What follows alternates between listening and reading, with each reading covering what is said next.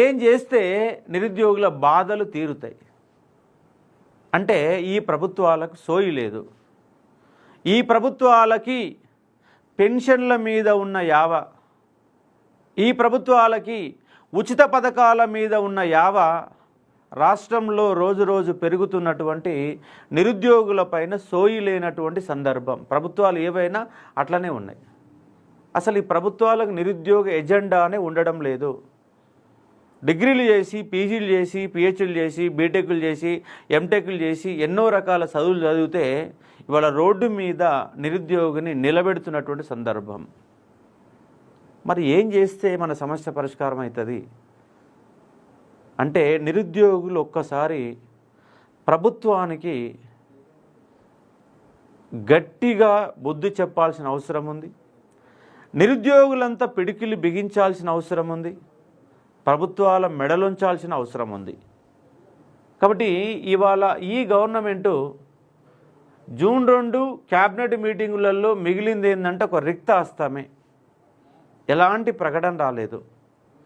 GPO వస్తుంది అన్నటువంటి ఆశతో ఉన్న నిరుద్యోగులు, ఎస్ఐ కానిస్టేబుల్ వస్తుంది అన్న ఆశతో ఉన్న నిరుద్యోగులు వీళ్ళు ఆర్భాటంగా 2 లక్షల ఉద్యోగాలు వాళ్ళ యొక్క భగవద్గీతలో ప్రకటన చేసుకున్నారు. కాంగ్రెస్ యొక్క భగవద్గీతలో 2 లక్షల ఉద్యోగాలు ఇస్తామని రాసుకున్నారు. మంచిగా ఎంత అందంగా రాసుకున్నారంటే అంత అందంగా రాసుకున్నారు. అది పోయింది. అసెంబ్లీలో 2 సార్లు ఇయర్ క్యాలెండర్ ప్రకటన చేసిరు. మరి ఇయర్ క్యాలెండర్ ఏమైందో అర్థం కాదు. ఎస్సీ వర్గీకరణతో అయిపోయినాక ఇస్తామని చెప్పి ఎస్సీ వర్గీకరణ అయిపోయింది.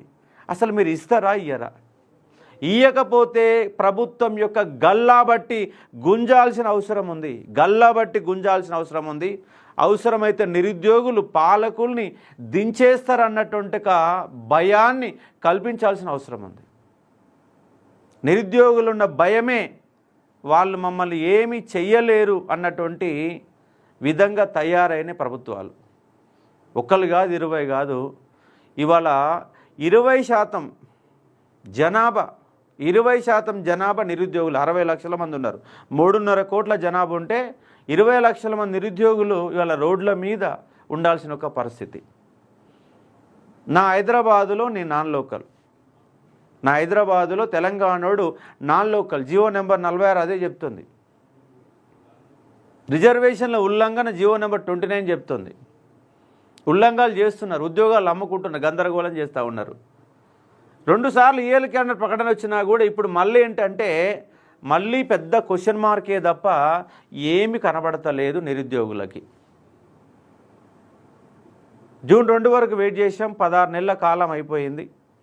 సంవత్సరం 12, దాదాపు 6 నెలలు, 18 నెలల టైం అయిపోయింది. 18 నెలల కాలంలో వాళ్ళు ఇచ్చినటువంటి ఉద్యోగాల సంఖ్య 11-12 వేల ఉద్యోగాలకు ప్రకటనలు ఇచ్చారు. నింపింది ఒక డిఎస్సి మాత్రమే. వీళ్ళేసిన నోటిఫికేషన్లో కాంగ్రెస్ గవర్నమెంట్ అధికారంలోకి వచ్చినాక వాళ్ళు నింపినటువంటి వాళ్ళ నోటిఫికేషన్లో నింపినటువంటి ఉద్యోగాలు కేవలం ఒక 5,000 నుంచి 6,000 మధ్య ఒక డిఎస్సి మాత్రమే నింపారు. వాళ్ళకు సంబంధించినటువంటి మెడికల్ సంబంధించిన ఉద్యోగాల ప్రకటన వచ్చింది. ఎగ్జామ్స్ అనే రిజల్ట్ కూడా రాలా. ఇచ్చింది 5,000 మాత్రమే. 2 లక్షల ఉద్యోగాలలో కాంగ్రెస్ కోటా పూర్తయింది. కేవలం 5,000 ఉద్యోగాలు మాత్రమే పూర్తయింది. ఇంకా 1,95,000 ఉద్యోగాలు ఆన్నే ఉన్నాయి. ఒకవేళ వాళ్ళు ప్రకటన ఇచ్చిన కలిపితే కూడా 12,000. ఇంకా 1,88,000 ఉద్యోగాలు ఎప్పుడు ఇస్తావు? గొప్పలకేం లేదు, మాటలకేం కొరవలేదు. ఎక్కడ పోయినా 60,000 ఉద్యోగాలు ఇస్తామని దొంగ లెక్కలు చెప్తున్నటువంటి ముఖ్యమంత్రి. మరి ఏం చేయాలి సార్ అంటే ఉద్యమ బాటతో ఉద్యోగాలు వస్తాయి. ఉద్యమ కార్యాచరణ ప్రకటించుకుందాం. మీకు మ్యాక్సిమం ఇంకొక 2 రోజులలో ఉద్యమ కార్యాచరణ ప్రకటిస్తాం. మీరు సిద్ధంగా ఉండండి. లైబ్రరీలలో మోటివేట్ కాండి. హైదరాబాదులో ఒక పోస్టర్ డిజైన్ చేసి పంపిస్తాం. అన్ని లైబ్రరీ గోడలకు అతికించండి. అక్కడ జిరాక్స్లు తీసుకొని అతికించండి. ప్లకార్డులు పట్టుకొని ప్రదర్శన చేయండి. కమిటీలు ఏర్పాటు చేసుకోండి. సిద్ధంగా ఉండండి. ఉద్యమాన్ని సిద్ధమవుతూ ఉండండి. సిద్ధం కోసం జిల్లాలలో విద్యార్థి నాయకులు లేరా? హైదరాబాదులో మాత్రమే వాళ్ళు ఉన్న వాళ్ళు ఉద్యమాలు చేయాలన్నా?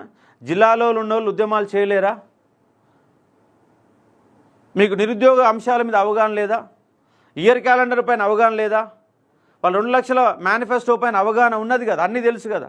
అన్నీ తెలుసు కాబట్టి ఇవాళ కరీంనగర్ లైబ్రరీలో 500 మంది చదువుతున్నారు రెగ్యులర్గా.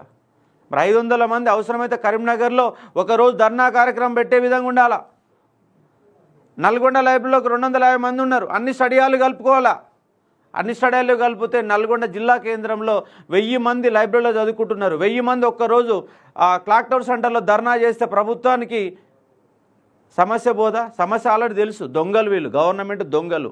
ఇవాళ పొలిటికల్ అవినీతి జరుగుతూ ఉంది రాజ్యంలో. అన్నిటికంటే ప్రమాదకరంగా మారింది పొలిటికల్ అవినీతి. అన్నిటిని కంట్రోల్ చేసుకొని వాళ్ళ పొలిటికల్ అవినీతి దేశానికి, రాష్ట్రానికి ఒక ప్రమాదకారిగా మారింది. ఒక్కొక్కరు 100 కోట్లు, 1000 కోట్లు ఆక్రమణలు, దోపిడీలు, కరప్షన్స్, పర్సంటేజీలు, మంత్రులకు పర్సంటేజీలు, ప్రభుత్వంలో ఉన్నటువంటి అంశాలు. మరొకటి అధికారం రావడం కోసం సంక్షేమ పథకాలే రాష్ట్రం యొక్క పుట్టిని మొత్తం కూడా పుట్టి ముంచేస్తున్నాయి. ఇవాళ 200 యూనిట్ల కరెంటు పుట్టి ముంచేస్తుంది. అలాగే ఒక ఫ్రీ బస్సు, మహిళా బస్సు ఉన్నది, 500 ఫ్రీ గ్యాస్ ఉన్నది. ఒక వృద్ధులకు పెన్షన్లు ఉన్నాయి, పెన్షన్లు పోటీపడి పెన్షన్లు పెంచారు. ఒక గ్రామంలో సంవత్సరానికి అయ్యే ఖర్చు 50 లక్షల రూపాయలు. వృద్ధులు కాబట్టి వాళ్ళకు ఎలాంటి ఆధారం లేదు కాబట్టి ఓకే. ₹1 కిలో బియ్యం రైస్ ఇస్తున్నాం, ఛాయ్ తాగితే 10 రూపాయలు అవుతున్నాయి. ఛాయ్ తాగితే 10 రూపాయలు, కిలో బియ్యం రైసు, సన్న బియ్యం రైసు ₹1. నిజమైన అర్హులు ఎంతమంది అంటే ఉన్న రేషన్ కార్డులలో 10% మందే నిజంగా ఆ రేషన్ బియ్యానికి అర్హులు. 10% మందే రేషన్ బియ్యానికి అర్హులు. ఆ రేషన్ బియ్యానికి హెల్త్ కార్డుకు వేరు కార్డులు అన్నిటికి లింకు పెట్టారు, లోన్లకు లింకు పెట్టారు, ఇందిరమ్మ ఇల్లుకు లింకు పెట్టారు. అన్నిటి లింకు పెట్టిన కారణంగా అందరి కార్డు రేషన్ కార్డు ఉండాలి. ఆ బియ్యం ఎటుపోతాయంటే ఎటుపోవు, ఎటో మొత్తం బ్లాక్ మార్కెట్కు తరలుతున్న అంశం. ₹1 కిలో ద్వారా సంవత్సరానికి 5-6 వేల కోట్ల రూపాయలు ఖర్చు పెడుతున్నారు. మరి అదే 5-6 వేల కోట్ల రూపాయలు విద్యా వైద్యానికి ఖర్చు పెడితే ఎంత అద్భుతంగా ఉంటుంది రాష్ట్రం. ₹1 5-6 వేల కోట్ల రూపాయలు. పెన్షన్లు, రైతు బంధు కలిపితే సంవత్సరానికి దాదాపుగా 25 నుంచి 30 వేల కోట్ల రూపాయలు. ఇలాంటి సంక్షేమ పథకాల వల్ల 1,00,000 కోట్ల రూపాయలు సంక్షేమ పథకాలకే పోతున్నాయి. ఓ నీటి ప్రాజెక్టులు కట్టేది పరిస్థితి లేదు, డెవలప్మెంట్ ఇన్ఫ్రాస్ట్రక్చర్కి ఉపయోగించే పరిస్థితి లేదు, నిరుద్యోగ సమస్యను అసలు తీర్చాలన్న సోయి ప్రభుత్వాలకు లేదు. ఎందుకంటే అసలు నిరుద్యోగ వ్యవస్థ మీద వాళ్ళకి అవగాహన లేదు. చదివింది ఇంటర్మీడియట్ మన రేవంత్ రెడ్డి సార్ చదివింది ఇంటర్మీడియట్. మరి ఆయనకి ఎట్లుంటారు నిరుద్యోగ అంశాలపైన? బ్లాక్ మెయిల్తో 100 కోట్ల రూపాయలు సంపాదించిన ముఖ్యమంత్రికి ఎట్లా చేస్తుంది నిరుద్యోగ సమస్య పైన? తెలియదు కదా. కానీ నిరుద్యోగులారా ఒక్కసారి ఆలోచన చేయండి. డిగ్రీలు చదివి, పీజీలు చదివి ఎవరికో భయపడుతూ జీవితాన్ని గడిపేసేయాలనా? చైనా చదువుకు ఉపాధి దొరకాల్సిన అవసరం లేదా? 35 ఏళ్ళు వచ్చినా కూడా సెటిల్మెంట్ కానటువంటి పరిస్థితులు ఈ రాష్ట్రాలు కల్పిస్తున్నటువంటి సందర్భం మనకు అవగతమవుతూ ఉంది.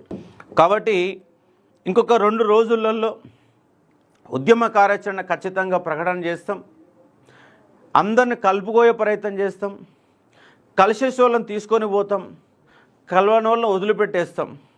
మొత్తంగా మరోసారి పోయినసారి ఎలక్షన్ల ముందు నిరుద్యోగం అనే ఒక పంచాయతీ ఎంత చర్చానీయాంశమైందో, ప్రభుత్వాలను ఎలా కూల్చేసిందో అర్థమయ్యే విధంగా ఈ కాంగ్రెస్ గవర్నమెంట్కి కూడా అంతే స్థాయిలో ఈ ప్రభుత్వాన్ని జలకియాల్సిన అవసరం ఉంది.